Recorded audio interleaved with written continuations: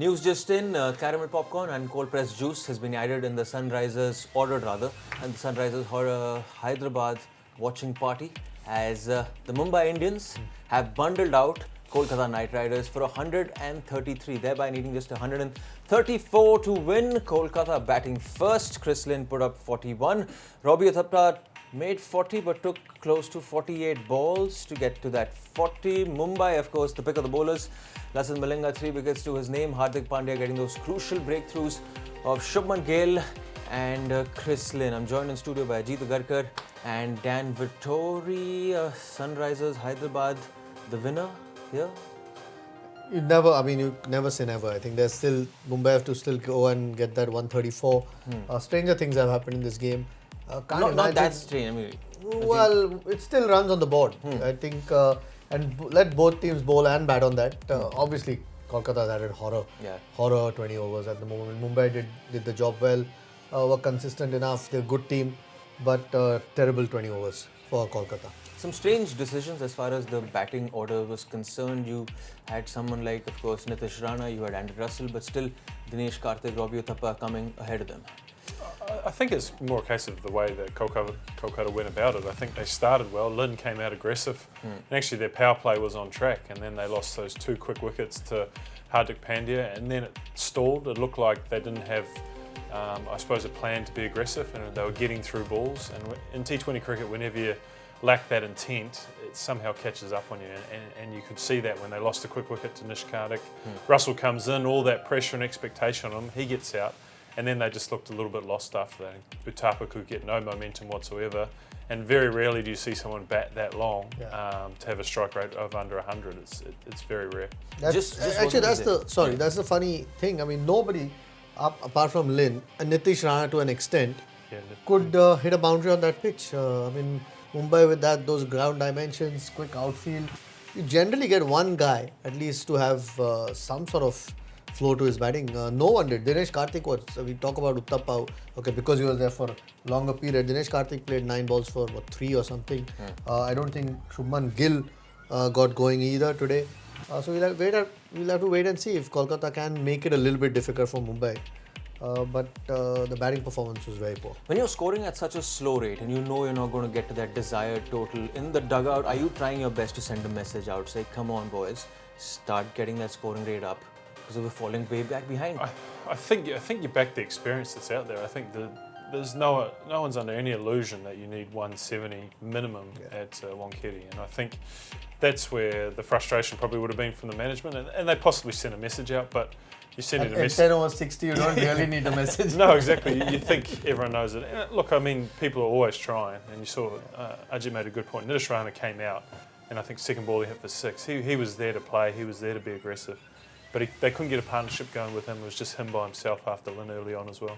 You have to say the big turning point of this game was Andre Russell. Just walks into bat, and then, of course, Lasith Malinga cramps him for space and sends him back as quickly as he came out.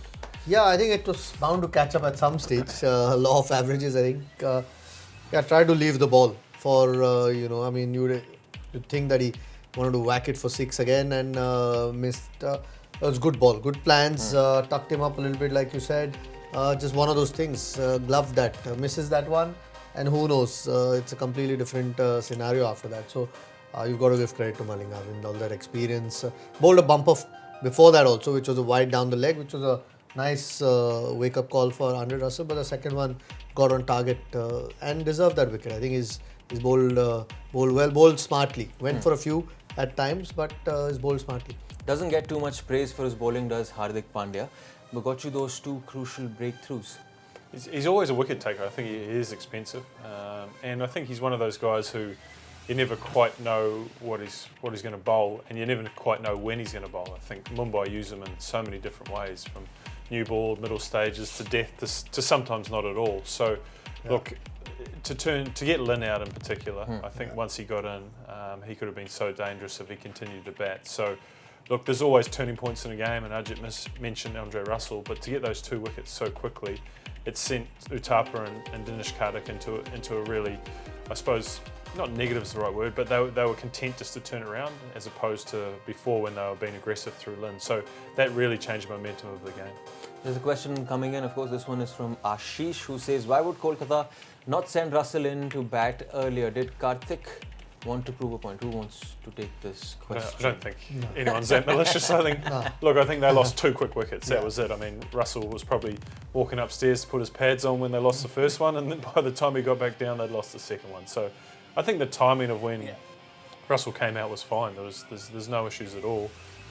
It's always tricky for him when he's coming on the back of a loss of a few wickets, and also the pressure of the situation. They have to win the game. They have to post a big score. That's a lot to take on. It must be one of those decisions. They must be on the cusp.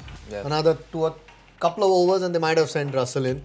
It was too early at that point, and it was fine. It's just that Uttapa couldn't get going, nor could Dinesh Karthik, who's usually quite fluent. And it's a sort of pitch where you get pace.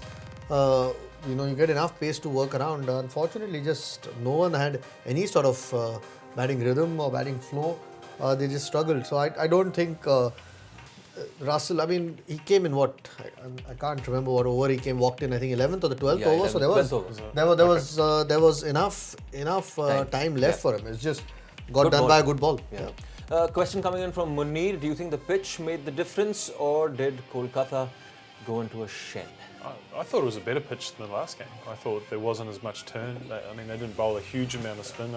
Pandya bowled 3, I think, and Dipak Chahar only 1. So, look, the last game I thought was dominated by that spin bowling. I thought they were economical and taking wickets.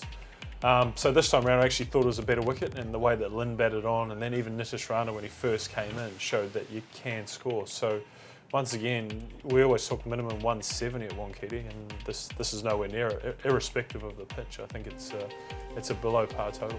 We haven't spoken about Krunal Pandya. He was used in the beginning to negate Chris Lynn a little bit, and of course finished with figures of 4 for 14. Really good day. Incredible. Just under the radar a little bit. I think obviously we'll look at wickets that Malinga got or Hardik Pandya got the breakthroughs. Bumrah towards the end getting the wickets. But important 4 overs. I think on a day where Rahul Chahar probably struggled, just bowled the 1 over, but they got after him at that point. So needed somebody to do that role, and not just did the role, but 14 of 4. Again, you can praise the Mumbai bowlers. They've done really well. We'll have to wait and see if the pitch plays anything different when Kolkata bowl, if it does assist the seamers a bit more, or even their spinner in Narayan.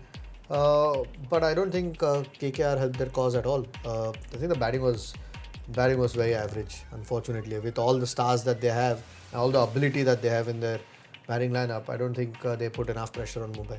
This question is coming for you, Ajit, from Wasim. Name a bowler who can take the challenge to Mumbai.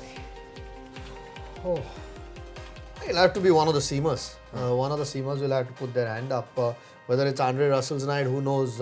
Prasidh Krishna is someone who can use this pitch. There is always a little bit of extra bounce, but the margin of error is very little. The length's got to be spot on this pitch. You do generally get some help if you can get the new ball in the proper areas, some good lengths, can create a couple of chances, which they need to. They need about 2 or 3 minimum in that first 6, if not more, ideally, to have any chance of making a match of it.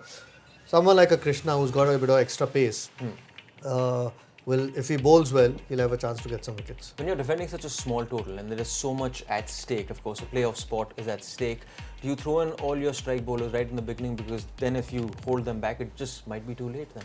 I think you have a 6-over plan around what you're going to do, and then you reassess after that. So I think they'll get a read from how aggressive Mumbai are. If Mumbai are prepared to try and bat through those initial stages and just play and chase down a small total, then they may look to attack it differently. But I think Quinton de Kock always comes out hard, so I think he's going to be aggressive and look to KKR to probably try and stop him with the likes of Narayan early on.